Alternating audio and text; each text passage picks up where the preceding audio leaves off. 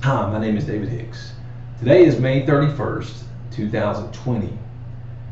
Normally today I do another lesson in the Sermon on the Mount, the series I'm working on currently, but with the recent killings of George Floyd and Ahmaud Arbery, I can't help but try and wrestle with this question of how we respond to these killings.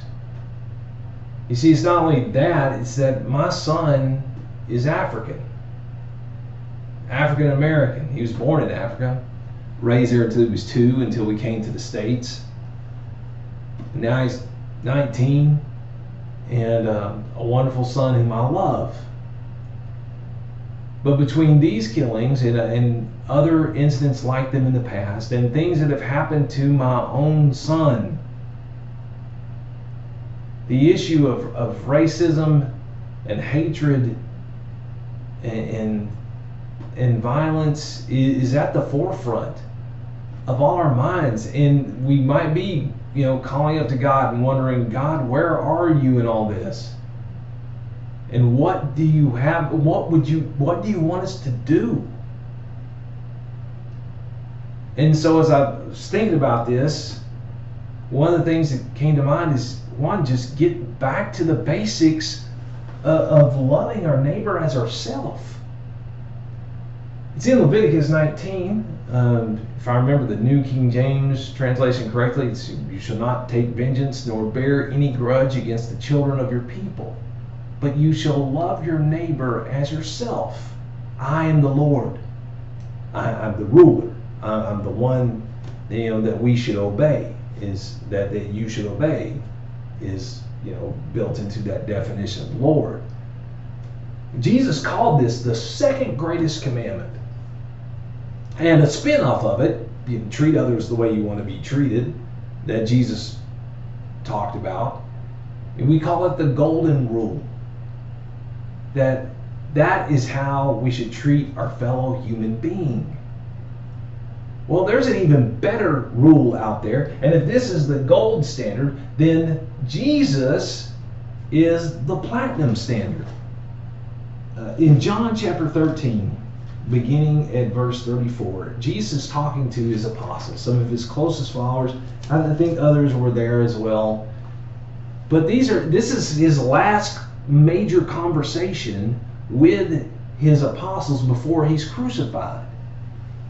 And so he says this, a new commandment I give you, love one another. As I have loved you, so you must love one another. All men will know that you are my disciples if you love one another. All people will know that you follow me if you love one another. Now, sometimes it helps me to use the word care there, because for some reason when we talk about loving other people, I don't really associate an emotion with that. It's more like, okay, how do I treat them? But for me now, it's more like, okay, how do I treat them? But I'm not thinking about how do I feel about that person. But when you say care for one another, then all of a sudden the emotion comes. And now I'm not even thinking about just how do I treat the person. I'm thinking about, does that person matter to me? What happens to them? Does it matter to me? And so sometimes it helps to take these words where you see love and substitute the word care for it. That's just neither here nor there, I suppose. But Jesus called this a new commandment. But it sounds a whole lot like this one. It's just that there's some key differences, two that I want to point out. In this commandment, love your neighbor, sometimes people would get caught up in the word neighbor. Well, who's my neighbor? I mean, they asked that of Jesus, and he launched into the story of the Good Samaritan from there. And so, now he's making it simpler. He's saying love one another. Love one another. Now we don't have to have this debate about who our neighbor is anymore. Just love one another. And then he said, as I have loved you. He replaced the standard. Love your neighbors yourself, that's a good standard. Okay, yeah, that's good. This is better. This is not just better, this is perfect. I'm going to stop this. My son needs me for a moment. I bear your patience. Thank you. Okay, I'm back. Now, just trying to recover my train of thought. So Jesus is the perfect standard of love. And so if you can't figure out how to love yourself or love your neighbor as yourself, how to, in this situation, how would I be treated? I don't know. Look to Jesus because he's the perfect standard. So let's think just briefly about some ways that Jesus loved people. Some ways Jesus loved people. Okay, we know he prayed for people. Sometimes he prayed for people specifically. He told Peter that he had been praying for him because he knew Satan was going to try and sift him like wheat. He prayed for people on a more generic level. John chapter 17, just a couple of chapters after this, he launches into this prayer. He taught people who were willing to be taught. He rebuked people that needed to be rebuked, most specifically the religious hypocrites of his day, the ones who orchestrated his death. He showed mercy and compassion to people. He healed the sick. He cast out demons. He raised the dead. He did all sorts of wonderful, amazing works. And he was approachable. I mean, yeah, he was gathered, a lot of times he was like a homeless Hollywood star walking around. I mean, so many people were gathered around him. But what I mean by that is that one of the things, two groups that were, singled out as coming to Jesus were tax collectors who were hated by all because they were cheating people out of money, and the prostitutes. They would go to Jesus. They would listen to Jesus. Jesus would let them sit down and they'd have a meal together. Now, we don't read about tax collectors and prostitutes meeting with Jesus in the synagogues, the church buildings of their day. Maybe they did, but my gut feeling is they didn't because, church buildings, as much as we love them, aren't that approachable sometimes. And the reason is when they, if somebody comes in who's actually had a, messed up, rough life, unfortunately, a lot of times people feel like they're looked down on. But when tax collectors and prostitutes and other people who many did look down on and belittled and thought themselves greater than, when they looked into the eyes of Jesus, they didn't see that. They didn't see the condemnation. They didn't see the judgment. They didn't see the belittling. What they saw was somebody who loved them and wanted them to come follow him and come follow God. So apply that now. And some of you maybe watch this video and say, oh, David, I know where you're going with this. You're going to condemn all the people who are rioting all the cities. We'll get to that response in a little bit. Where I need to go with this right now is I need to address my fellow Caucasians. We have, it may surprise you to hear this, okay? Because I grew up completely in basically a complete white environment, is that other races are afraid of us. And you think, what? Oh, well, we're afraid of them. Why are they afraid of us? Well, a lot of times that's the exact same question they're asking themselves. Why are these white people afraid of me? The only difference between them and me is my skin color. They're human, I'm human. But yes. And it may not be because they're afraid you're going to come out and beat them up. But they're definitely afraid a lot of times that you're going to call the cops. And anytime, thanks to, especially like what happened with George Floyd and many other incidents like them, videos they have seen of police brutality, they are scared of the police. Many, most, maybe even all. And I'll be honest with you, I am scared. Not for myself. When I get pulled over by the police, it's about whatever, hey, your taillight's out or you're going too fast or whatever. They don't ask me to get out of my car. They don't pat me down. They don't ask me if I got drugs. They don't ask me to search my car. But ask my son what's happened to him when he's been pulled over. It is, can we search your car? It is, hey, do you have drugs on you? It is, step out of the car, get patted down, bring in many other police. What happens to him doesn't happen to me. And I can't help but think of it as because of my skin. But what I'm trying to say and trying to get you to understand is that, yes, other races are afraid of us and our reaction to them, because they have seen our reaction and our paranoia and our fear lead to their death, the death of their own. And so if we are Caucasians and we say that we follow Jesus, then understand we have got to go out of our way to show people of other races that we are not there to get them arrested. We're not there to destroy their lives. We are not, that we're not scared of them. We're there to love them, to care for them, to say to them, who you are matters to me. What happens in your life matters to me.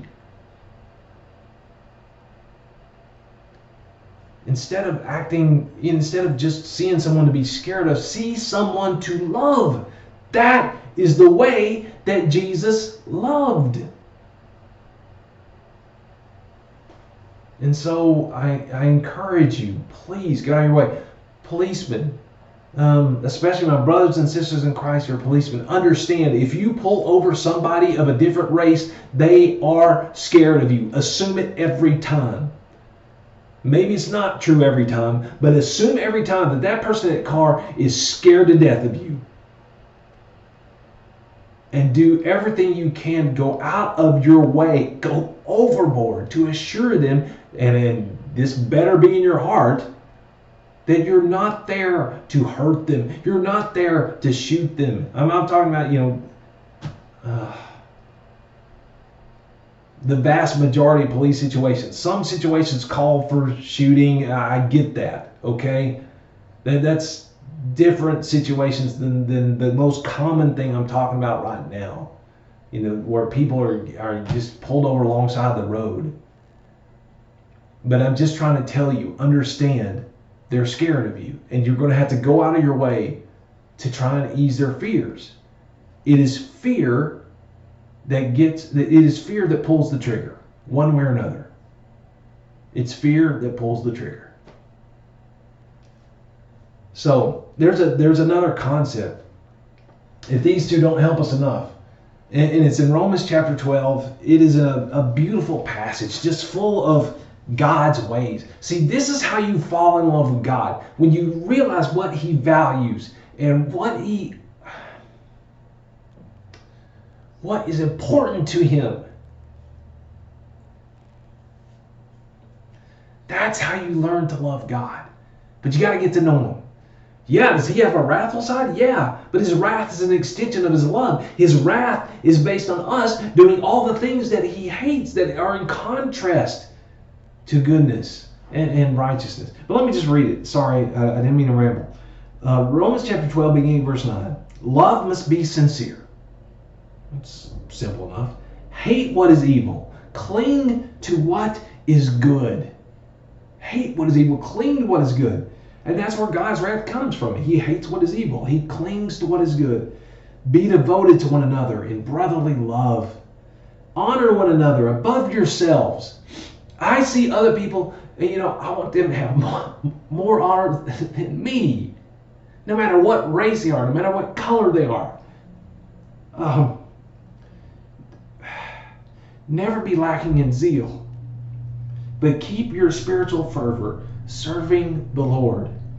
Be joyful in hope, patient in affliction, faithful in prayer. Share with God's people who are in need. It's this beautiful stuff. Practice hospitality.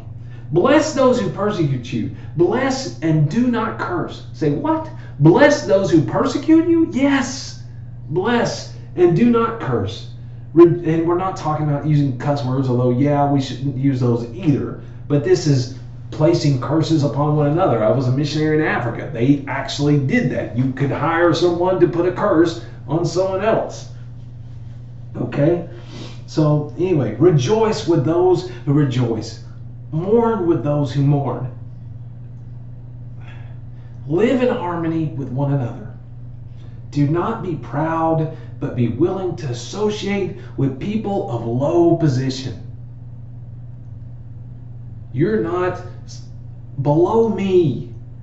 I don't care who you are. I don't care where you come from. I don't care what color your skin is. You're not below me. And I'm willing to associate with you.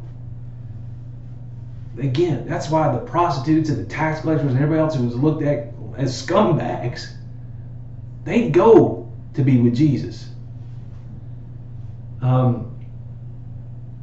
Do not be conceited. Do not repay anyone evil for evil. Be careful to do, and let me repeat that. Do not repay anyone evil for evil. Be careful to do what is right in the eyes of everybody. If it is possible, as far as it depends on you, live at peace with everyone. Do your part to live at peace with others. Now, they might not do theirs, understand that, but you do your part to be at peace with everyone. Do not take revenge. Same thing we saw in Leviticus 19:18. Do not take revenge, my friends, but leave room for God's wrath. For it is written, it is mine to avenge. I will repay, says the Lord. On the contrary, so in other words, you don't have to worry about wrath and revenge. Those are in God's hands. He's got that under control. You don't need to try and take control of that. He's got it, okay? So, he goes on to say, on the contrary, if your enemy is hungry, feed them. Feed him. If he is thirsty, give him something to drink. In doing this, you will heap burning coals on his head. Now, they debate what in the world does that mean. Basically, to me, it comes down to two things. That when you show kindness and love, sincere kindness and love to someone who hates you, one, you are causing them to see the way of God, the way of Jesus. Okay? I'll get that off the videos. Okay, sorry. Don't mean to gross anyone out there. Hey, look at the bright side. This is the day of the coronavirus. We're at least more than 6 feet away, okay? Trust me. So anyway, the burning coals on someone's head. You are showing, enlightening them and showing them the way of God. And then also you're convicting their conscience. There's a burning voice in their conscience saying, you've been treating this person evil and badly, and they're showing you goodness. Now, some people's conscience are dead, gone. They killed it, basically. And they don't hear that voice anymore. Sad to say. A few on the extreme. But hopefully anyone would hear that. And in verse 21, do not be overcome by evil, but overcome evil with good. Overcome evil with good. Now, yes, this is where we think in terms of how we respond to these killings. And there have been peaceful protests and people coming out and trying to express their hurt and their rage, and they're trying to communicate the need for change. And there has got to be change. There's too many incidents like this. One is too many. But when things like this are happening on a regular basis, then we have got to look at our system of doing things and figure out how can we do it better. How can we come up with a better system? How can we, we need to analyze like every aspect of police training and come up with, okay, does this training we're doing open the door for the incidents, the kind of incident we see with George and others, and Ahmaud's situation a little bit different because the people who they were acting on their own. They were not policemen. I think they were associated with law enforcement in the past. I forgot how, but still. You see, what happens is when we respond with a riot now, with non-peaceful protests, and we're burning buildings and we're looting stores and we're throwing stuff at the police and all this stuff, what we don't realize is that we are repaying evil with evil. But what we really don't realize is that in a sense, we ourselves are being racist. Let me explain what I mean by that. Really, I'm going to take a term from sociology and I'm going to give it a new definition. Okay? Groupism. Groupism. The same negativity and hatred as racism, but applied to a non-ethnic group. But applied to a non-ethnic group. When we take the actions of the four policemen, there were, we see the one on his neck. There were, three others standing by, and not doing anything to help save George. When we see those actions and we extrapolate that over to every policeman, it's the same thing as racism. It's just the hatred's now not applied to an ethnic group. It's just applied to a group of people that have something in common. In this case, they're policemen.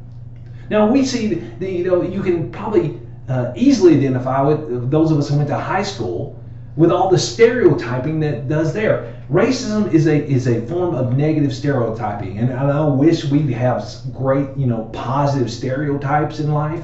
I'm a little bit on a tangent here, but I think it's important to say this. If the natural inclination of humanity was positive stereotypes, I love African Americans. They're the most strong, resilient people that I know. That's a great stereotype, okay? So that's positive, that's loving, that's caring. But our tendency as humans is when we stereotype people, it's negative. And think about it. High school, pick your group. Oh, those cheerleaders are a bunch of, those jocks. They just think they're better than everybody else. Those bunch of band geeks. That's groupism. You take everybody in a group and you give them some sort of negative label. And the negativity and hatred descends upon that group. And so that's groupism. It's the same thing as racism. It's just the group. It doesn't have to be a homogeneous ethnicity. I grew up in Roane County. There's 3 towns: Rockwood, Harriman, and Kingston. Well, Kingston was where the most money was. Well, we in Rockwood, we used to say all those snobbish rich kids in Kingston. That's groupism. We're taking an entire town and we label them. And so now we have negative thoughts about them. Now there's a form of hatred toward them, and they think those bunch of backwards hicks. Okay, I am a Hicks and I wasn't Rockwood, but there was a bunch of backward Hicks in Rockwood, and so now there's that stereotype. And so that's the danger of groupism, because with racism, most of us recognize, this is evil, this has got to change. With groupism, it flies straight over our head, and we don't even realize we're doing it. And so when we take the bad cops and we ascribe that image to every policeman, and now we're the ones throwing the rocks, we're the ones maybe even shooting the bullets, what we realize is there's a huge beam in our own eye, and we're trying to get the speck out of our brothers, or maybe even a beam out of our brothers. So that's the danger that we're looking at here, because with groupism, we do it and we don't think a second thing about it. But it's still the same negativity, it's still the same hatred. And when we follow Christ, we overcome hatred with love, with kindness.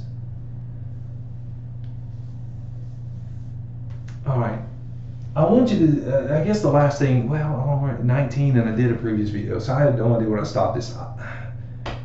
I'll stop it there. I'll tell you about the other verses, okay? 2 Chronicles 14 and 2 Chronicles 16, or read chapters 14 through 16. There's a good king named Asa. And one time he was in huge trouble, had a huge army from Ethiopia coming against him. He prayed the most beautiful, humble prayer to God, and God delivered him. Then later on, in chapter 16, he finds himself in trouble again, and so instead of praying to God and asking for deliverance, he takes a bunch of stuff from the Lord's temple and bribes. I can't remember. I had to go back and read the story. I was planning on reading it today, but he basically bribes his way out of it. And then a prophet confronts him and says, because you didn't rely, on God, but you're God's against you here. You've got his wrath going against you.